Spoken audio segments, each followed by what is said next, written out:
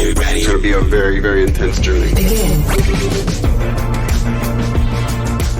Hello, Internet. Welcome to episode 109 of Frameskip, a video game podcast. I'm your host this week. My name is George, and I'm joined by my good buddy, my handsomest friend in the world.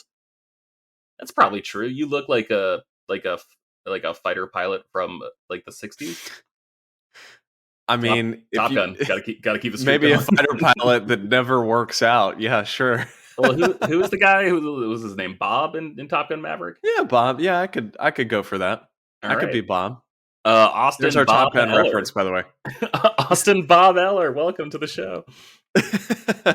Glad to be here. I'm gonna be your shoot. I don't even remember what his position was. What was the? They're called Rio. Yeah, I'm gonna be your Rio, George. Yeah. Since you're taking the front seat on this jet. I think it's Rear Intelligence Officer. I think that's what it's short for. I always thought they were saying real, like REEL in the original Top Gun, and then I watched it with subtitles because my dogs are very loud. And they just completely confusingly pronounce the word Rio, and I always hear an L every time Tom Skerritt says it, but I'm just stupid, I guess. No, it's the English language is hard, especially when it's coming from fake fighter pilots. From Tom Skerritt in particular, yeah. All right, well, I think that's our court-ordered amount of Top Gun speak for the episode. Week 22 or whatever we're at. Yep, yeah, we're keeping it rolling. Glad to keep the streak alive. But we're here to talk about video games. Now, Austin, I have been playing the exact same things I played last week, so I'm not even going to talk about it. Super Mario 3D World, if you want to know my thoughts, it's a great game. That's pretty much all I've got to say at this point. Austin, you've only been playing Death Stranding, really. Yeah, I've kind of been in the same boat as you. I've just had a crazy week, so I haven't played a whole lot. But yeah, I have been playing more Death Stranding, and I want to say I'm maybe 15 hours in now, and I feel like getting into the real bread and butter of that game. I'm right at the end of chapter 3, which from my understanding, after chapter 3, that's when things like really open up. So I'm really looking forward to that. But dude, that game is just so relaxing. Yeah. And it's the perfect game for me right now. I'm really not in a gaming mood. I'm not really going to talk about it because I only played like 20 or 30 minutes of it, but I booted up Earthbound the other day for Super Nintendo on the Switch Online. And I just wasn't really feeling it.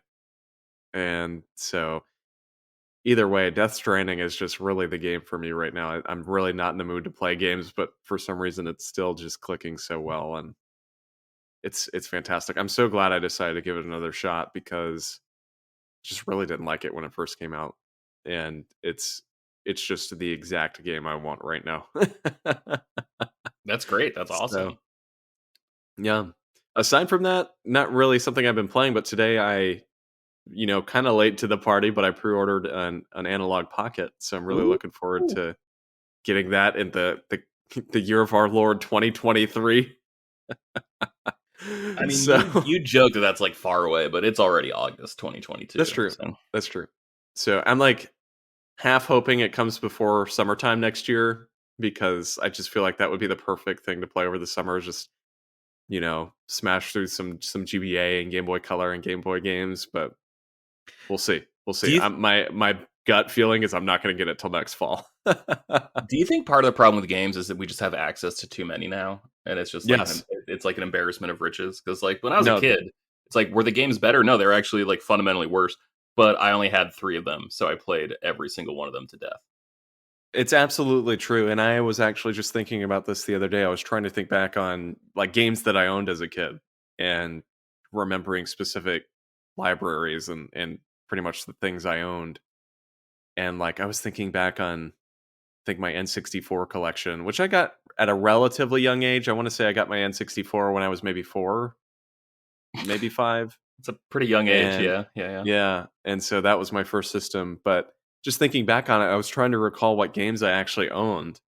And I think I had maybe 8 or 9, like less than 10 for sure. And same thing with GameCube. Like I really didn't own too many games, but I played just the living hell out of both of those systems. And now, especially with subscription services, Game Pass, PlayStation Plus Premium, which I actually canceled Mine was set to renew yesterday, and I ended up downgrading all the way to just your essential for this exact reason, because I was finding myself just in a spot where I was overwhelmed. Like there's just too much to play, too much to play. And so it's like that Netflix problem where you're like browsing through Netflix forever and you can't find something to watch. And then you just go back to the TV show you've already seen 100 times. Right. Right. Yeah, actually, I got way more into like the PlayStation Plus monthly games in the past year, and now since like premium, I haven't cared about any of them, to be completely honest. Like Right. it was nice when I like, oh, I'm not going to buy a game this month. Oh, what's this? Deep Rock Galactic? What's this game? Yeah. And then it just takes over my life for a couple months. I think the problem is too many games. I think it really is. Yeah, and I mean, I will say for me too, I think it's partially like just my current status, like career wise, and like kind of where I'm at in my life. It might be different. I'm sure the same thing for you, George. It might be different if I was like single and didn't have quite as intense of a job. Like my hours are kind of crazy sometimes.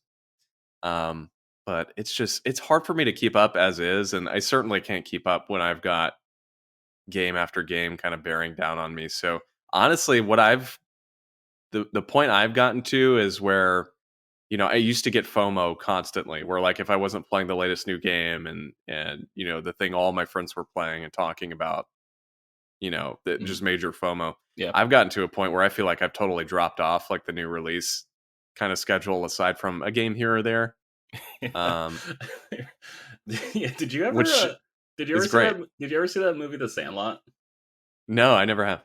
Okay, there's like, so it's this kid who moves to like some town, and then he like sucks at baseball, and like the cool kid takes like an interest in him, and it's just like, let me teach you how to play baseball.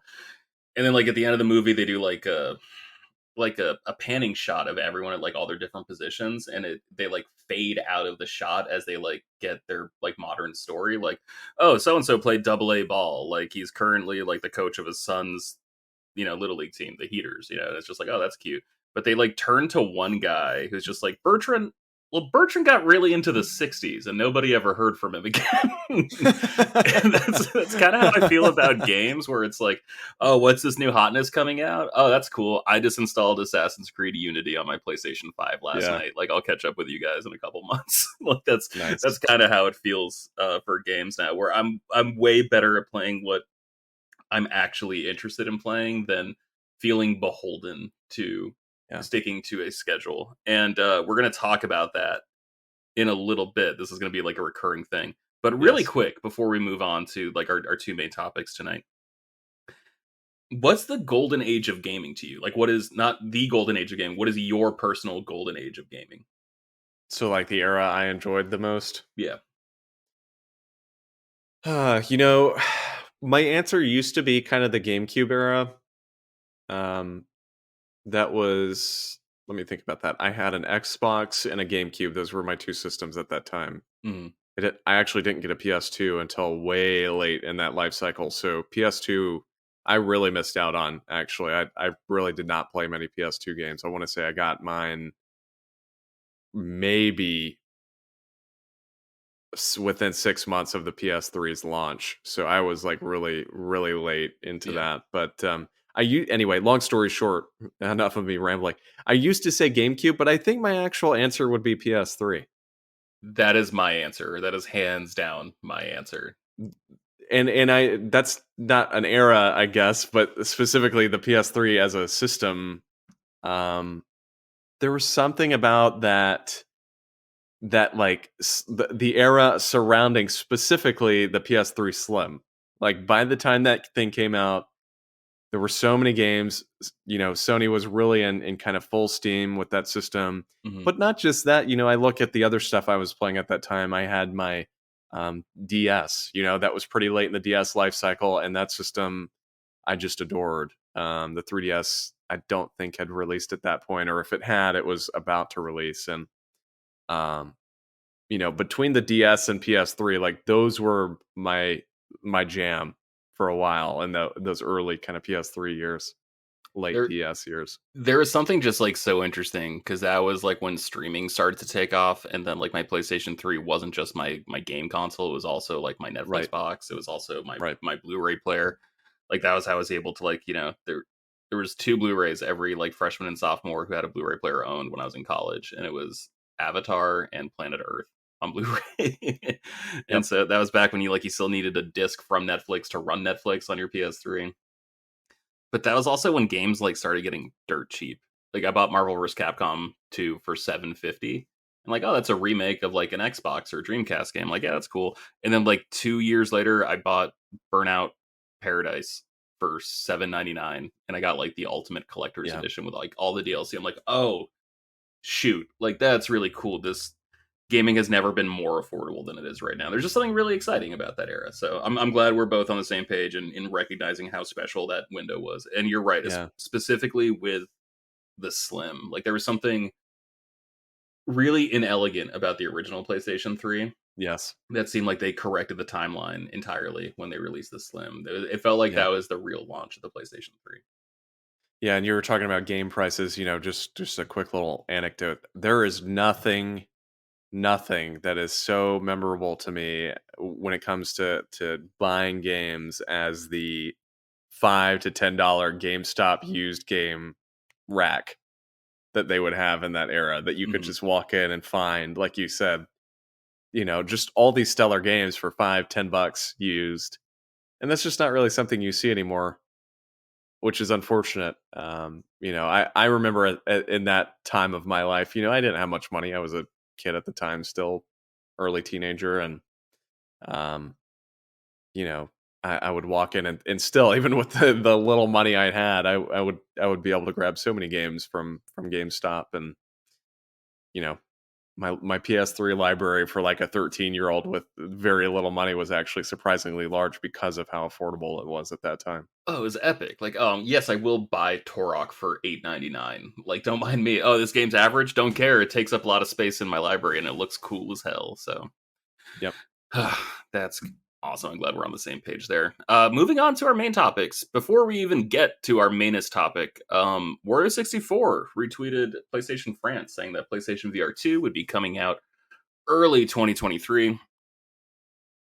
I'm excited. I think this could be what gets me back into gaming, to be completely honest, because like I really enjoy my Oculus too. But like honestly, the complete detachment from any sort of like established gaming enterprise is like kind of a turnoff for me, right? Like I grabbed Medal of Honor last year on my Oculus Quest 2, like around Christmas time. That game is just trash. Like that game is like legitimately awful. I was so mad. I was like, Yeah. I should have just bought the Lady Gaga packs for Beat Saber and just called it a day. But it's just Yeah. knowing the library I have for my current PSVR just through like, oh, this game is on sale for $4. Like, yeah, I'll buy that. I'll future proof myself. And then even things like Wipeout Omega Edition having like, VR support. So just things like that. I am so excited for VR2. Really quickly, what's your temperature on VR2? Do you care? I at first I didn't really care for it too much, or I wasn't really excited for it, I should say, because I was kind of in the boat of, with Quest being wireless. I've got a Quest 2, and I really enjoy it. What I will tell you though is I bought the Quest 2, played it a lot for about 3 or 4 months, and frankly, George, I don't think I've touched the thing in I don't even know how long. Like I really fell off hard on Quest, and I think it was partially for me.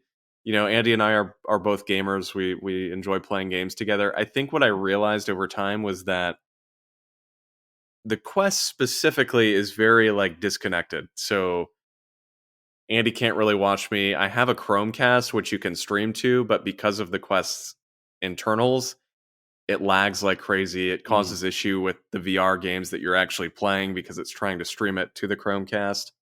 And so I think what I'm finding is that I'm a little more interested in this now, even though it is wired, because I can hook it up to the PS5. I can play it back on the TV. We can switch off between the headset if needed. And whoever's on the couch can still keep watching and see what's going on. Whereas with the Quest, it was more so like hey, when I'm home alone or like when we're just not really wanting to interact with each other, like that's fine. But I just like the idea more of like making VR a social experience than just kind of this isolating kind of environment. So I'm a little more excited for PSVR 2. What I'll tell you though is I still don't think I'm going to buy it right away. I did with the original PSVR and I got kind of burned on it, so I'll probably hold off for at least a year and just kind of wait for for software to come out and see where it goes. I hear you, but with supply chain disruptions the way they are, I'm gonna Yeah, do everything I that's can true. to try to lock this guy down as soon as That's possible. true. And who knows, maybe it'll make my PlayStation 5 worthwhile gaming hardware, which I don't personally feel like it is right now. Yeah. Sorry, Sony. This week was Gamescom. This is the It was. first topic of the show. Did you watch the opening night ceremonies hosted by Geoff Keighley? So I'll be honest, I watched about like maybe 3/5 of it. I got pretty far into it, but this was after I had been up since 4 a.m, and so I fell asleep about halfway into it. I Um, don't think anyone's gonna blame you for that. Yeah. yeah, but I did catch up on the stuff that I missed after and kind of watch through it. Like, I think right where I stopped actually was with I forget what it's called, but it's the game from the Rick and Morty creator. Oh yeah. That That was one. like right where I stopped. I'm actually looking forward to that, but Yeah. we'll get there. We will get there. First things first. God, sorry, I'm looking for the announcements. Everywhere was announced. I'm so Got a brand new curious trailer. Yeah, I want to know more. All I'm gonna say. because I didn't recognize the guy's name at first, and I looked him up, and I guess he's like a rock star. Like he used to work at Rockstar, like a big producer there. I Mhm. think he produced Grand Theft Auto 5. I might be wrong, but he's like a very well known name, and this is kind of his new studio making this, and it looks interesting. And the way they talked about it made it sound like it's some sort of like platform more than anything. Like you're going to be able to do various activities and it's all going to be connected, and just sounded very intriguing. So I'm curious how that turns out. I definitely want to know more. Yeah, I hear you. I have enough platforms in my life. Also, Yes. one thing I just want to stress too. I didn't think this was like a very good presentation. Oh no, totally agree. I thought it was all CG trailers pretty much, which I'm just not particularly interested in that these days. Like I just kind of like show me what you can do, not show me what you want to do. So like I didn't think this was very good. I thought Geoff Keighley was actually like really low energy. I thought like the partnerships they did, which I feel bad saying this because like that's what pays the bills. Like that's how this was done, was with partnerships. But like those partnerships sucked, and like they were such stretches to like make it relevant to the audience. That I'm just like, dude, what are you doing? Like, Yeah. oh, a Frankly, I thought it was Pokemon car. Okay, yeah, that was bizarre. I thought it was very subpar, and I got to be honest. I don't know if you're getting the same vibe on this, but I'm realizing that like all of this stuff Jeff is doing, I'm not really enjoying any of it. So I'm kind of the mindset of, well, maybe I just won't watch these anymore. there needs to be some competition, right? Like I'm cool with Jeff hosting an E3 equivalent and a Game Awards. I think no matter what, he should always stick to Game Awards. I just like E3 was like 2 months ago, like it hasn't been like that much time. And then the Game Awards are going to be in 2.5 months from now. So it's like, okay, so like that's really not that far away. And it feels like it's a little stretched too thin. Also, Jeff Yeah. seems a little stretched too thin. I think he's tired. Yeah, I agree. Next up, Dune Awakening, a survival game set in the expansive Dune universe. I'm reading all this from, I should say, Games Radar by an Ian Harris. So thank you, Ian, for piecing all this together. Open world survival MMO set in the Duneverse. I personally don't care. I think Fabio's excited, but he just loves Dune. So yeah, I don't. I'm like slightly interested, but I've never interacted with the Dune franchise at all. I do want to watch the movie on my new TV because I'm sure it will be gorgeous from what I'm hearing. But it's really pretty. It was Denis Villeneuve. So like, yeah, that guy yeah, doesn't work in the business of making ugly right. movies. So yeah. But yeah, I'm curious, but don't really know anything about the franchise. I hear you. Next up, probably your favorite announcement. Definitely one of my favorite announcements. The new PS5 controller. PlayStation is finally getting a Pro controller equivalent. Yeah, this was for me. Sadly, probably the best thing at the show. For better or for worse, but yeah, I'm actually really excited for this. And they've revealed a few details, and I'd have to go dig them up off the PlayStation blog. But I know the one thing or two things, I guess, they have not revealed are the price and their release date. So the price will be the big question for me. I mean, if I know the new Xbox, is it the Xbox Pro controller? What is it called? Xbox Elite controller. Yeah. That thing, the second one is like $180, and if it's in that same price range, I'm probably not quite as interested. But 150 or less, and I think it's a pretty good buy for somebody that plays quite a bit of PS5 games. I didn't do my due diligence on this. I apologize. I personally have never bought like an Elite controller. I just really don't care, to be completely honest. With this, can you swap out the D-pad with an analog stick like you can on the No. Xbox Elite? Okay, so that's strike one. Yeah. Strike two, can you replace the battery in it?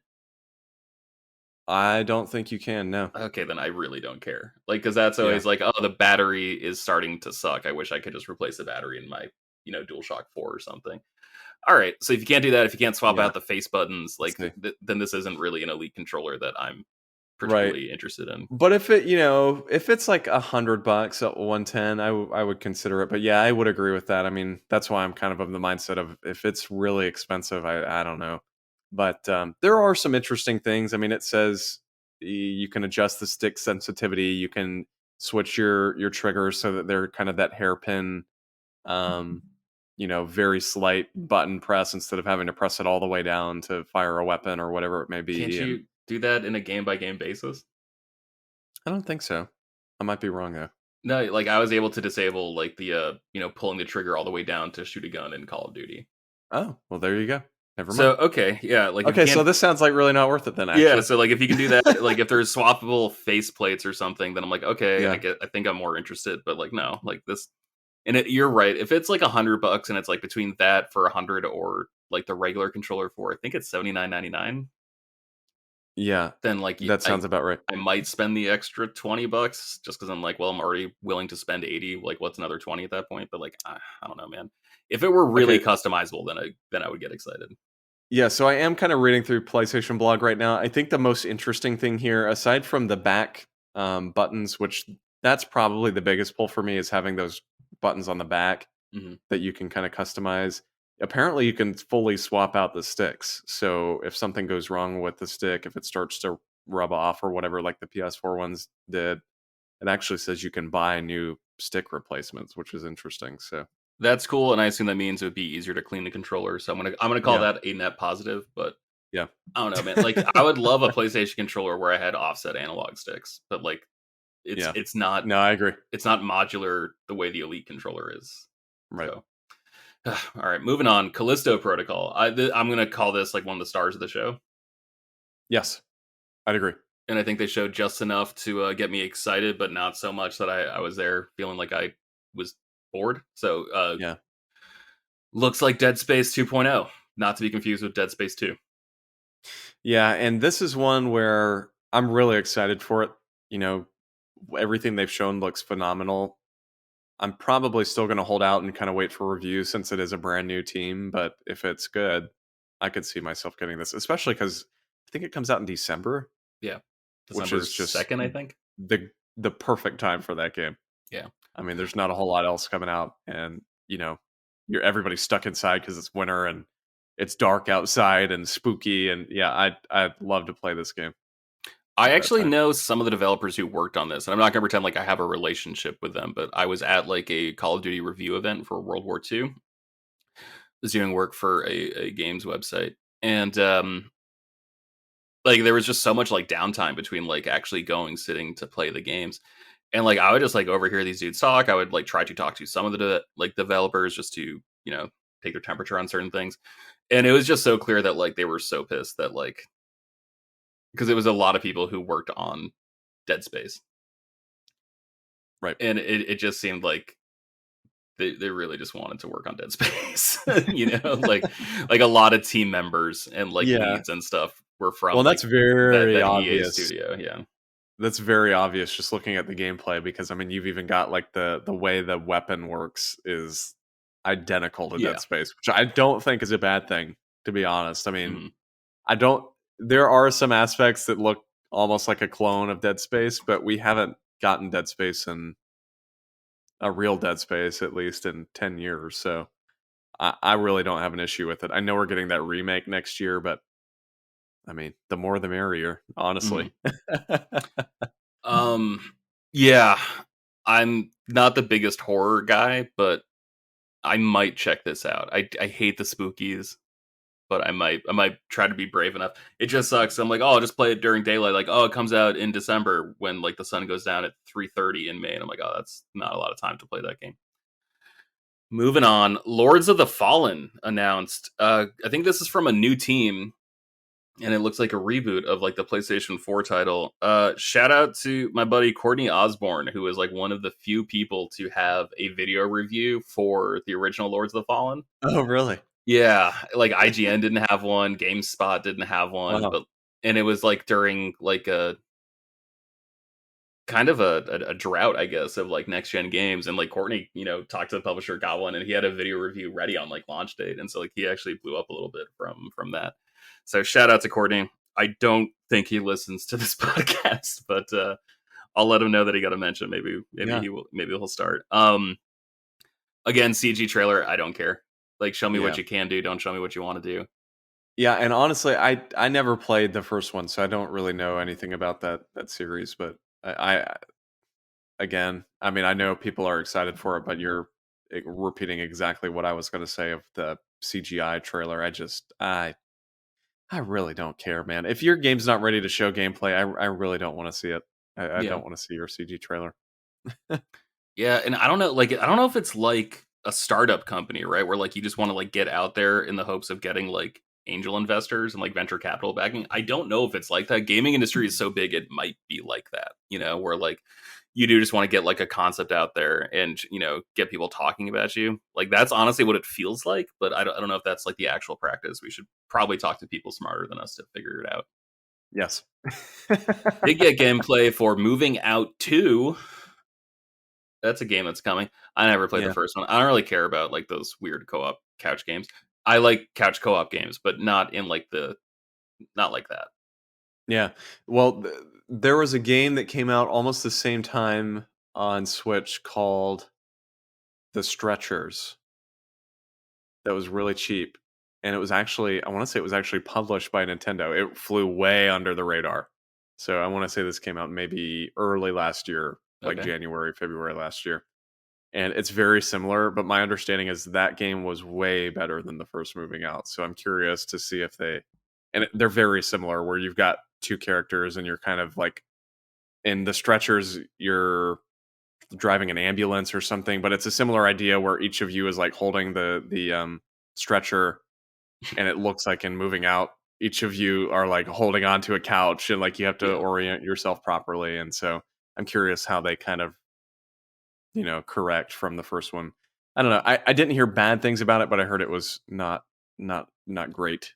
I just never got into those games. Like between that and like Overcooked, I don't think I've ever played like a second of Overcooked. It just seems like the point too stressful. Yeah, exactly. But like the point is to be stressed. And I'm like, well, actually, that's not why I'm here right now. Yeah. Hogwarts Legacy, personally don't care. It was just talking about the dark arts. I got nothing to say about that game. No. J.K. Rowling is kind of a dirtbag, so just gonna move on. I have no interest. Yeah. New Tales from the Borderlands, also Randy Pitchford, kind of a dirtbag. So that said, I did like the original Tales from the Borderlands. That's probably like one of, if not my favorite. It's either that or Wolf Among Us or Batman. Like those are my top three. And it sounds like Gearbox has gone out of their way to like actually recruit members of the original team, even though this is like an entirely new story, an entirely new cast. But Randy Pitchford is dog turd. Dying Light 2, Bloody Ties DLC. This looked interesting. It looked very different. I still haven't picked up Dying Light 2, and I want to because you love the first one, right? Yeah, I adored the first one. I played so much of that game. But I heard 2 was pretty buggy when it released, so I'm curious if they fixed any of that stuff. I wonder how many games are rushing out because like they see like the field is just pretty empty right now, right? Like Battlefield 2042 probably needed another year. But because there's like nothing coming out, they're just like, screw it. Like something like They say this in like football all the time. We're like, somebody's got to catch passes. It's like, well, somebody's gonna buy our game. It's just like half the battle is just like being on the Right. shelf. And so I wonder if like Dying Light 2, they're like, screw it, no one else is coming out in February. Like, let's just do it and then fix it later. I mean, you're looking at Saints Row too, which just launched, and not a whole lot coming out right now. And ooh, man, that game! Everything I've been seeing about it, that game is not finished. And it was delayed too, right? Wasn't it supposed to come out earlier in the year? Yeah. I think honestly, as like crappy as it sounds, like you basically just need to make like an Xbox One or a PS4 game, and then scale it up. Like I don't know if I don't know, just like the way things are right now, just in terms of the economy, just in terms of everyone's like personal stress levels and ability to work, even their desire to work, which like I get. Like it feels like the planet's on fire. Who cares about going to work today? Like it's hard for me to care about writing copy some days when like I see like, oh, this massive heat wave in China. I'm like, oh, that's great. Yep. So yeah, like work smarter, not harder, guys. Totally agree. Tortuga, A Pirate's Tale. Pirate RTS. I don't have a PC. I wish I did, because I love RTS games and pirates are fun. I thought that looked pretty interesting. I forgot about that one. That was kind of a neat looking game, and I do like pirates. That might be one to check out. Destiny 2 Lightfall. This made me check to make sure my Destiny 2 was updated, and okay. Yeah, I'm in. So this is a great time. I'm so in. This is a great time for this discussion because they had that, and I'm sure you obviously know, but they had that big Destiny event as well, like the same day, where they revealed, I guess, this new expansion and all that stuff and all the details about it. Is it even possible to get into Destiny 2 at this point? Like I played so much of vanilla Destiny 2 and I never bought any of the expansions and just dropped off. Is that even like comprehensible at this point to be able to go from that to all of these expansions that have released?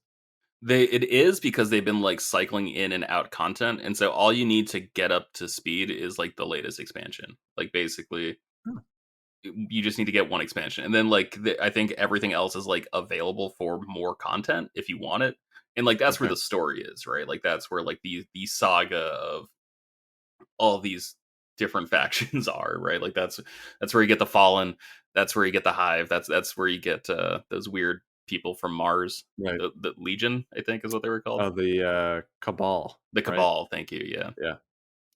And so I think that's where it is. But also, I haven't played this game in like over a year, so I just checked to make sure I was updated.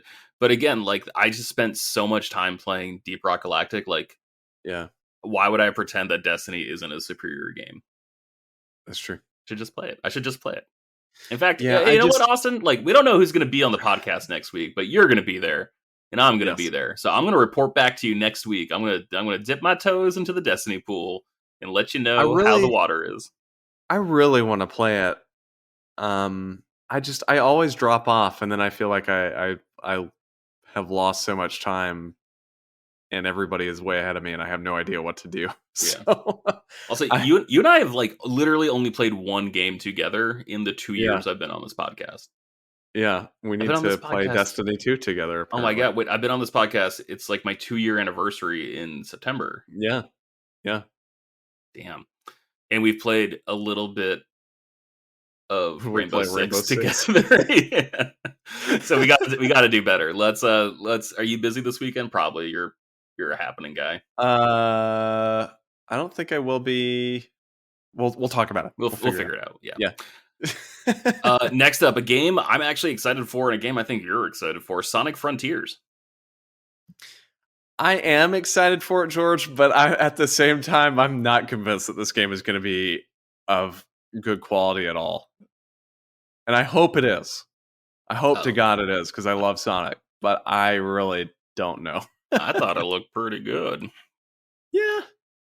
But I said the same thing about Sonic Colors when it was like re-releasing, and I never bought that. So like I'm a liar when it comes to Sonic games. I'm like, oh, I'm gonna get this one. This is the one I'm gonna get, and then I just don't do it. So I do the same thing, because I said the same thing about Sonic Origins, and then it came out, and everybody was talking about like the microtransactions and not so great stuff about it, so I didn't buy it. But Yeah, I mean, what I will tell you though, this trailer looked a lot better than what they had showed before. There was that trailer they showed earlier this year. I want to say it was the IGN first. Their kind of like first release of footage of the game, and it just didn't look finished at all. I mean, it looked like you were playing like an alpha, which frankly they might have been. So this footage they showed this time around at Gamescom, it looked considerably better. So I'm like a little more hopeful, but still, it's definitely not what I'm going to pre-order. Gotcha. All right, that's fair. Next up, Under the Waves. Quantic Dream is publishing this, which sucks because that means that there's some people in that studio that are not working on Star Wars Eclipse. And boy, that is something I do not want to hear, let me tell you. Yeah, I agree, because that game is never coming out. It's never coming out. Let's take bets. Do you think that's coming out on PS5, or will that be a PS6 game? I think it's just never coming out. Okay. I think it's never coming out. I think if we get Star Wars Knights of the Old Republic in the next 4 years, that'll be a miracle. Like, because I feel like we're past the time of like I don't think we're gonna have like another Agent, right? Like the Rockstar game that was announced to be a PlayStation 3 exclusive, and then it's just never gonna come out. Like I don't think we're there anymore. Like I'm looking at like a game like 13, right? Like that was just remastered. And like that remaster was like absolute trash. And they're like, screw it. And they just like took it to a new developer and they're like, fix this turd. Like, please polish this up. And so I think we're going to get a Star Wars Knights of the Old Republic, but I don't think it's going to come from Aspire. Like, I just don't. Yeah. I think that game series is too important. I think Star Wars is too big of a franchise. Like, that's going to happen someday. But like Star Wars Eclipse, considering it has like no established significance whatsoever in the gaming industry, I don't think it's ever coming out. I tend to agree with you there. I don't think it will, and frankly, you know, some of the stuff at Quantic Dream, I'm like, yeah. Well, it's just interesting. Sorry to go there, but yeah, no, for sure, because it's set during the High Republic, which, like, yes, there's like action that happens, but like knowing Quantic Dream, like it's more about tension and drama, right? And so it would have been interesting to play a Star Wars game where like your main form of interaction is conversation instead of shooting, instead of lightsaber slashings. Like it would have been really cool, but then it's just like, oh, why is it these turds? Kind of like a Star Wars thriller type thing. I mean, that would be interesting. It would have been fun, but like not from these guys. I just don't care about these guys anymore. I care about these guys though. I care about Goat Simulator 3. I'm not even being facetious. I loved the first Goat Simulator. The first one was a lot of fun. I love that they skipped 2 and just went straight to 3. Yep. The first game was a lot of fun. I mean, it was one I didn't buy it. I don't think. I want to say I got it for free at some point somehow. Mm-hmm. I don't know how, but it was a lot of fun. You know, it wasn't like the best game in the world, and it was a buggy mess at times. But I really actually enjoyed that game, especially like playing couch co-op with people and just screwing around. I did too, especially because it felt like an experiment. Like it felt like, you know, in Jurassic Park, like you were so concerned to see if you could, you never stopped to ask if you should. Right. And like this actually feels, at least from what I've seen, and granted, they really spun it in like this gameplay trailer, which, hey, that's another cool thing is gameplay. Good job. Good job, Sim Team. But like it just looks like more of a game and like less of a joke. It does. No offense to the first one, but like it was just like, wouldn't it be funny if? And then this one looks like, okay, we know this is funny, but like, how do we make it smart funny? Yeah, so, and there's like actually longevity and replayability and stuff to it. Yeah, I mean, I'm excited for it. I'm curious how it turns out. Mm-hmm. Hope it's got some sort of like online co-op. So that would be a blast. Next up, Return to Monkey Island. I just don't care about point-and-click adventure games. I've played the motorcycle one that LucasArts did. Full Throttle. Yeah, I was gonna say Road Rash, but it is not Road Rash. No, Road Rash slaps. I'll play that game all day. Yes, I just don't care about this genre whatsoever. Like I've had Broken Age downloaded on my PS Vita forever, and just like not once have I ever thought about playing it. Same. Nope. Same exact boat. Moonbreaker looks really interesting. I've been getting into Warhammer as like a franchise lately, like not the miniatures. I love building Gundam models. But the amount of painting, which I have no confidence in doing, is like really turned me off of Warhammer. I think the aesthetic is sick though. But like this game Moonbreaker is like a digital miniatures game that has like full customization and like lets you like paint them digitally, which I just think this is like a great idea. It's coming Yeah. from a universe by this author named Brandon Sanderson, who's like a big deal. So like it looks rad. I just don't have a PC, so like it looks like a game I would be like so hyped about, and then the second it comes out, I would just never think about it ever again.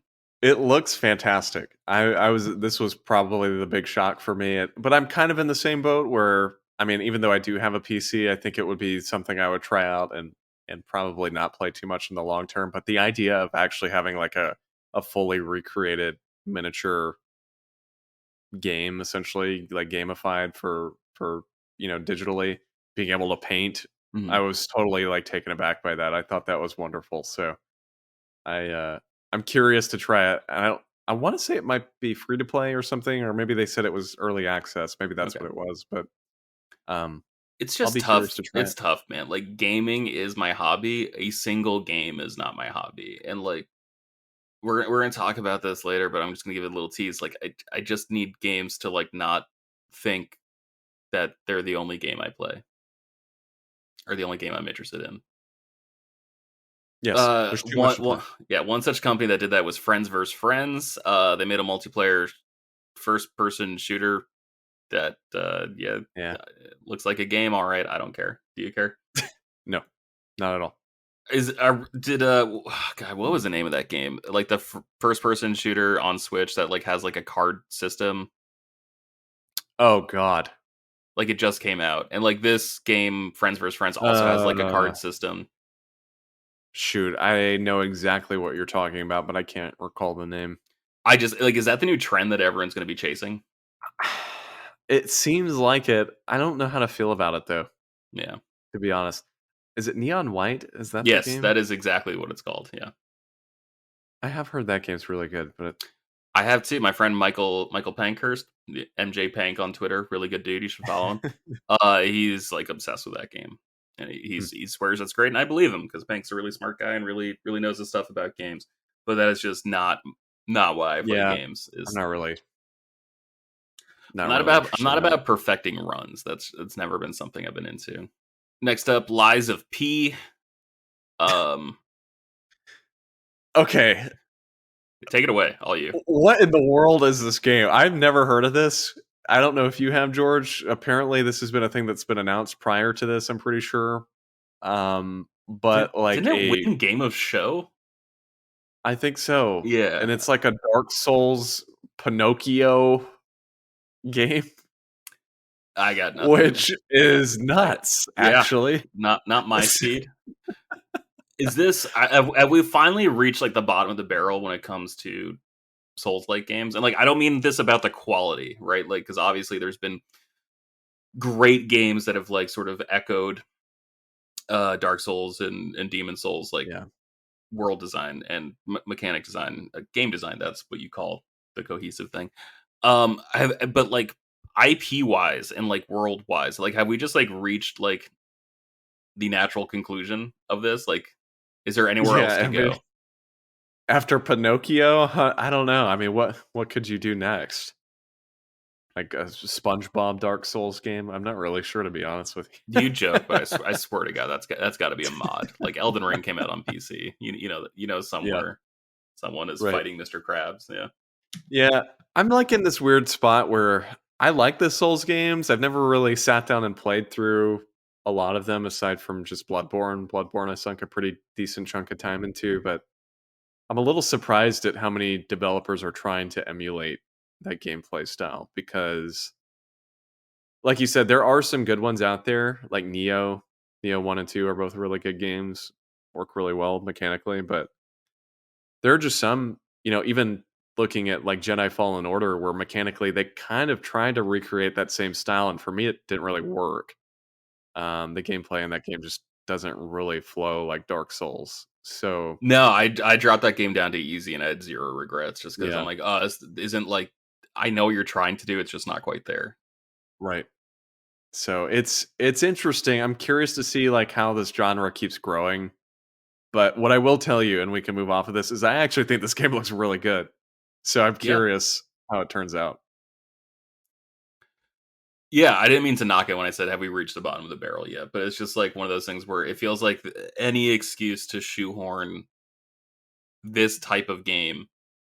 Like we've done everything at this point. And I'm sure there's a million things we haven't done yet, but it just feels like every quarter there's like a new Souls-like game announced that has like a particular flavor twist. Anyways, Stranded, Alien Dawn, base camp survival building game.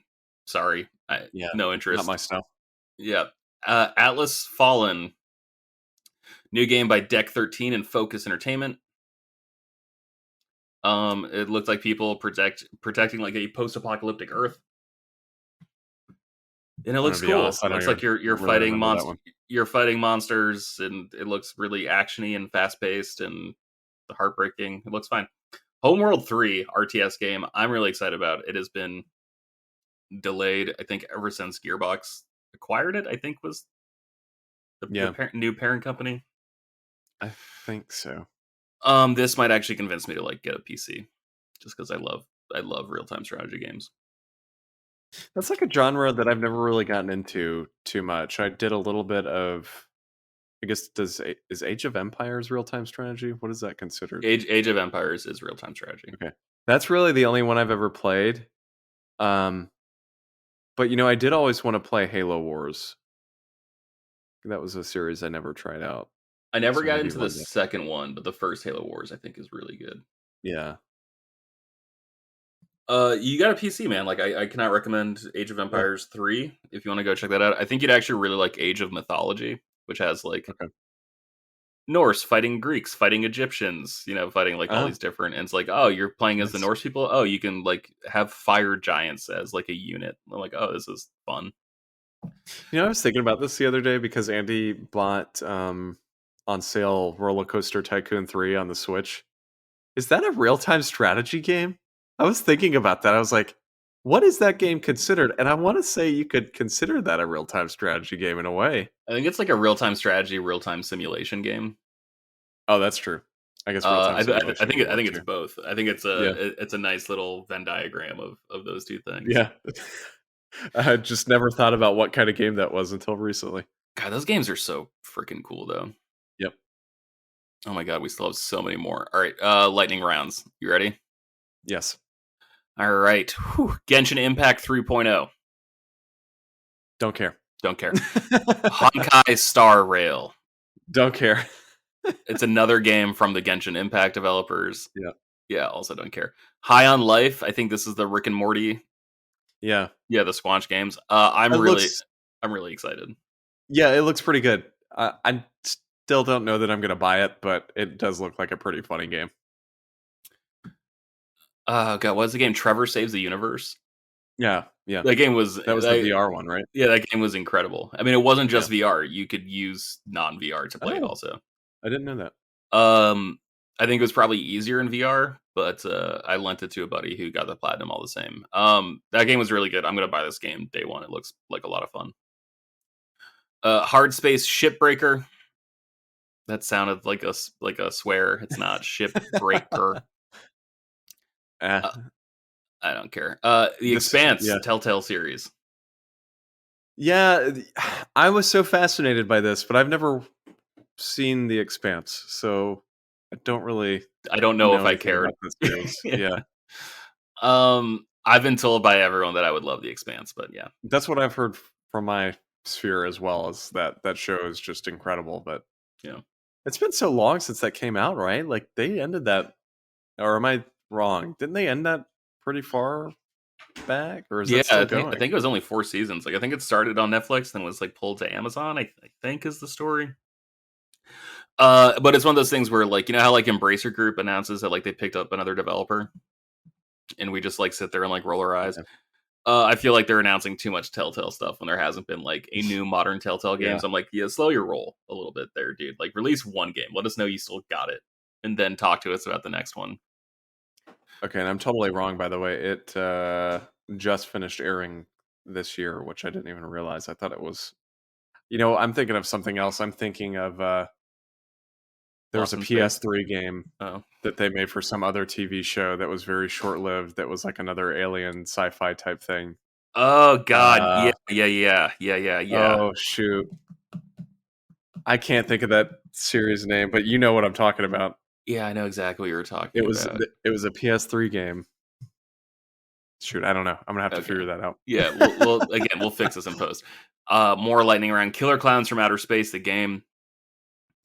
They just Yeah, they released new horror games in the same exact mold, just from different franchises. I don't care. Scars Above. I don't even remember this one, to be honest with you.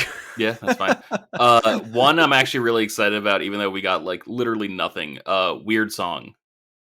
Yeah, This is yeah, from former Bethesda Game Studios and former Obsidian Studios people. Uh, Making a new game, and I'm like that. That gets me excited. Like I'm into that. right. No, it looks interesting for sure. That was one that kind of caught my eye. Mhm. Age of Empires 4, some DLC. Yeah. Gotham Knights. What's your vibe on this? Because I was so excited for this game when they first announced it, and I really don't know how to feel about it now. It's This been so is long. this is something I've been teasing throughout this segment. But like, oh, we're gonna talk about that a little later. I'm tired of games feeling like chores and jobs, and this just seems Right. like it's another one of those. Yes, I totally agree. I totally agree. I don't know. I like the idea itself of like being able to play a Batman game with like you and friends and like all hop online and run through a world together. I mean, it sounds like a blast, but at the same time, I don't know. I don't know that I can handle another game like this. Well, it sounds like everything I wanted 10 years ago, Right. but like the ensuing 10 years of like monetization in games mean like, no, I actually don't want this. I don't want the way you're going to do it. I want the way you would have done it 10 years ago, but not the way you're going to do it now. Right. Like, I haven't played Destiny in so long, but like, I only have room in my life for one game like that. Like Deep Rock Galactic, it's like, Yeah. I can really only handle one of these. And that's why, like, I'm going to check out the Avengers again, having just finished Miss Marvel, but like, Right. I'm probably not going to do that at the same time I do Destiny, Dude, at the same time I it's do too much. Gotham Knights. Yeah. Right. It's too much. But I'm curious to see how it reviews. I don't know. Something's just really been kind of rubbing me the wrong way with this game the past year or so. I'm not convinced that it's going to be up to snuff, but we'll see how Yeah. it turns out. Yeah, I agree. I'm going to check out those reviews, but also like I love Batman, so Yeah, I know. Same. it's probably one of those things like, oh, I got a 7.5. I'm like, good enough for me. 6.5, good enough for me. Yeah, I'll grab that. So we'll see. Where Winds Meet. Brand new action RPG with an open world set in ancient China, developed by Chinese studio Everstone Games. I think this will be really interesting. I can't think of a lot of Chinese developers. Yeah, there's not too many of them. I think it looks pretty cool. I'm curious. Yeah. Looked interesting. Hideo Kojima announced his podcast is going to start coming out in English. That's exciting. Yeah, I was actually kind of excited about this. It sounds pretty neat. He's going to have on guests and stuff, and of course, Geoff is going to have a segment on the show, Mm-hmm. which is ridiculous. But Also, did you catch that he announced like he's taking a break from working on his games, like yes, plural? yeah. I thought that would get you excited. What's the break? Like 3 weeks? Yeah. But I yeah, love his, I I love his will tweets be listening. though. His tweets are amazing. He'll just like tweet out some like Japanese Blu-ray cover of like Good Will Hunting and like I know. a limited edition flavor of Coke, and being like, He Gus- tweeted one out the other Gus day. Van Sant is an underrated film director. Like he'll just say stuff like that. I'm like, yeah, I agree. And like, oh, here's a music book on Talking Heads. I'm like, okay, yeah, you're cool. He tweeted one out the other day for the new. There's a new movie, and George, you probably don't know these, but there was an anime movie called Your Name. Oh, I know Your Name. Have you seen Your Name? I have seen Your Name. That soundtrack is absolutely incredible. Okay, so I'm glad you've seen it first off. But there's a new movie from that guy that made Your Name coming out. I forget what the English title is, but it's something about like doorways. And the only way I can compare it is like in Monsters Inc. when they have the doors where like They go, it's like a portal, basically. It's like the same idea. But he tweeted himself out a photo of him at the theater going to see this movie, and it was like the stand-up like cardboard cutout of like the door, and he was like peeking around the door, and all the tweet said was, "Somebody forgot to lock the door." Like, this dude really cute. is wonderful. Also, aging magnificently. Yes, I hope I look that good. Mid-60s. I hope I look that good when I'm his age. Next up, Park Beyond. This looks like another roller coaster tycoon set in like the future. Looks cool, but again, I don't have a PC, and also like I don't know if I think I might be done with that genre. You know, like I think Roller Coaster Tycoon 3 kind of nailed it. Yeah, well, and honestly, Planet Coaster, which is pretty much the newest game in that genre. I want to say it came out maybe 4 or 5 years ago. That game is phenomenal. Mm-hmm. I want to say it's a lot of the same people that worked on the old Roller Coaster Tycoon games, so I don't see how this game could be better than that, but I am curious about it. I tried to boot up Planet Coaster the other day, and dude, that game is just so complicated. It was it was so hard for me to get into that, booting it up again, but at some point. Sure. Let's see. Next up, we have Warhammer 40k Darktide. Looks interesting. Gameplay looks really cool. Yeah, I personally love Warhammer Vermintide, which I think is like the fantasy equivalent. So yeah, I play a lot of like their co-op stuff. When I mentioned earlier that I was getting more into 40k, like it was through these games. I'm interested in checking it out. I know Fabio will play it with me when it comes out. I do think it's funny how often they called you a reject in the trailer. Felt a little tough not to take that one personally. Yeah. Next up, Blacktail, a first-person fantasy archery game. I actually thought this looked really pretty. Yeah, I agree. Archery, you can never have enough in gaming. Just going to say that. Well, especially with the new, triggers. Right. Yeah, that should be super fun. Let's see, this theatrical platformer, Phantom Hellcat. I don't remember anything about this. I don't either. Moving on then. I don't either. Moving on. Sadly. Crossfire, Cross Babylon, online first-person shooter. That's fine. Big update for an existing game. Yep. Dorfromantic. Just looks like another. I have nothing to add. Yeah, this was like This is where I had already fallen asleep, and a lot of the stuff I just didn't catch up on because I just saw the title and went, oh, okay. Well, isn't that special? Yeah. Let's see, the Outlast Trials. I don't care about Outlast as a series. Yeah. Is this like multiplayer or something? Looks like it. I didn't watch that trailer after, but I've heard it was interesting, so I'll have to watch that one. Let's see, we got a teaser for a game called The Finals. I know like literally nothing about that game, but it's apparently like a shooter in a game show format. We'll see. And then Dead Island 2 closed out the show. Yeah, which had leaked like a week prior. Yeah. That game looks really good.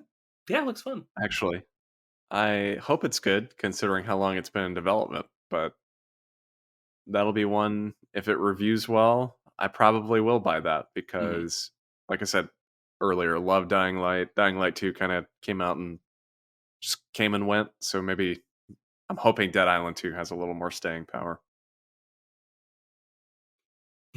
All right, well, that wraps up our Gamescom discussion. Those are our thoughts on everything that was announced and thoughts on the show in general.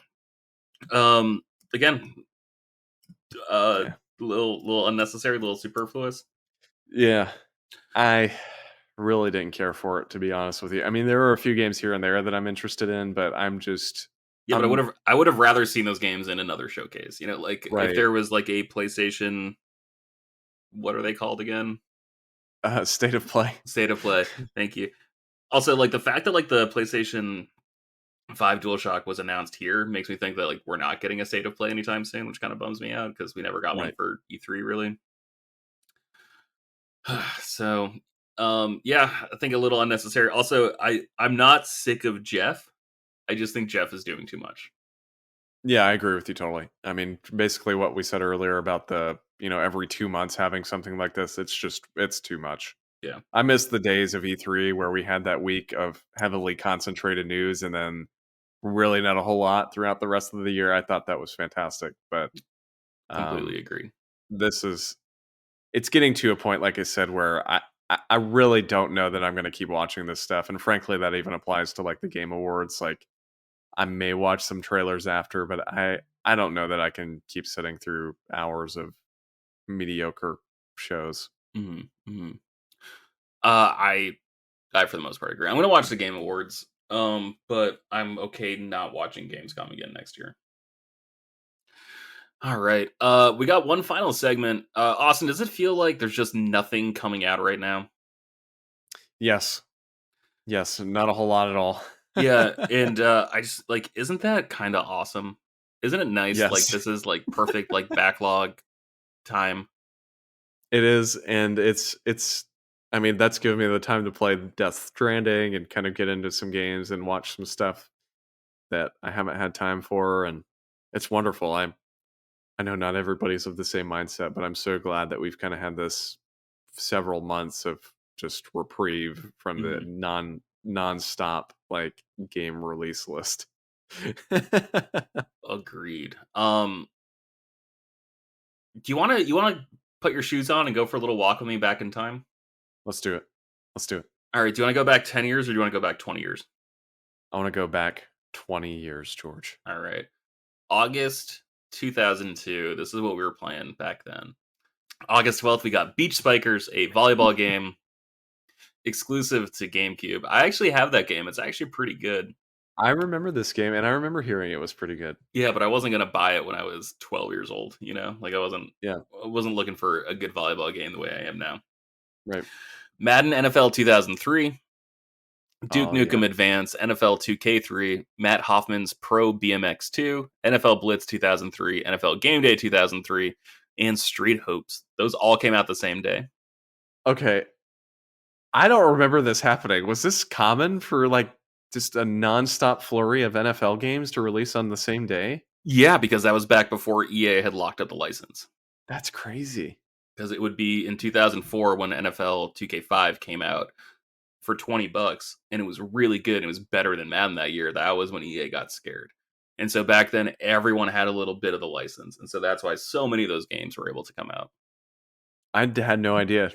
I mean, I knew they were coming out. I just didn't know that they all came out on like the same day. That's especially insane. Because like the 2K games were originally like Dreamcast exclusives, right? Because they were owned by Sega. Yeah. Whew. All right. Let's see. What else were we playing? Let's see. Later that month, we got Street Hoops, NCAA Game Breaker 2003, Buffy the Vampire Slayer. Tony Hawk's Pro Skater 3 finally came to Nintendo 64. Medieval Total War RTS game. Sega Soccer Slam came to Xbox. That game is excellent. That game is so good. I never heard of that game. It's just a super arcadey sports game, which is why I like it. Toka Race Driver, Super Monkey Ball 2. Oh, yes. Here's a big one. Super Mario Sunshine. There it is. August 26th. There it is. Hold on, George. I want you to hit me with the next one, too, because that's just as important for me. SOCOM U.S. Navy SEALs. Look at that. The duo of August 2002. Twisted Metal Black Online, Mafia, The City of Lost Heaven, Onimusha 2, Samurai's Destiny, Commandos 2, Men of Courage, Turok Evolution, and Riding Spirits. That was our August 2002. There are 2 games from that era that I would have been excited about back then. So our point is, it's not you. It's not this year. Nothing's weird about this year. Every year, there's like 1 or 2 games you care about in August. Yep. So don't worry about it. Play older games. Go back. This is perfect time to go back and play Beach Spikers. Play Splatoon 2. Because Splatoon 3 releases next month. I actually don't agree with that. I don't want you to get burnt out on Splatoon right before Splatoon 3 comes out. Okay. Austin, that's pretty much all I got. You got any closing thoughts, any closing words for our listeners? I don't think so. I think that pretty much wraps up my thoughts. Yeah, I'm really happy with where we're at game wise right now. It's um, may seem kind of like a strange statement considering it may not be a good thing to not have many games releasing, but I just felt like we were getting hammered. And I want to say it's almost partially because of COVID. Like I wonder if some of those delays that got pushed back, or those games that got pushed back through the pandemic, just we had that onslaught of them for what felt like ages. And I think we're finally getting to the okay, this is how things are going to be, period, which I'm looking forward to. Frankly, I'm looking forward to not having 6 million games releasing every month. Yeah, especially because it feels like a lot of the delays are because people are just trying to take better care of themselves. Like, I'm not going Right. to argue with that. So, Agreed. well, that's pretty much all I got too. You can find Austin on Twitter at Austin J. Eller. You can find Seth, who is on a bi-weekly schedule with us, at Seth the 90s Kids. Please don't follow him, though. You can find Coach probably in a gym somewhere doing some bench press or some curls. That's right. And you can find me at Purplebird616. That's also where I host a comic book show that talks all about Marvel in the mid-2000s. This week's episode is all about Ang Lee's Hulk movie from the year 2003. Got some fun people on to talk about that, our regular movie crew. That is like the most interesting, beautiful movie that I also don't think is good. It's really impressive what that movie It's not pulled good, off. but he is very green, and that's what matters most. He sure is. That's what I look for in my Hulk. Thank you so much for listening. We'll be back in your ear holes again next week. Until then, hope you have a wonderful weekend and get to play some games.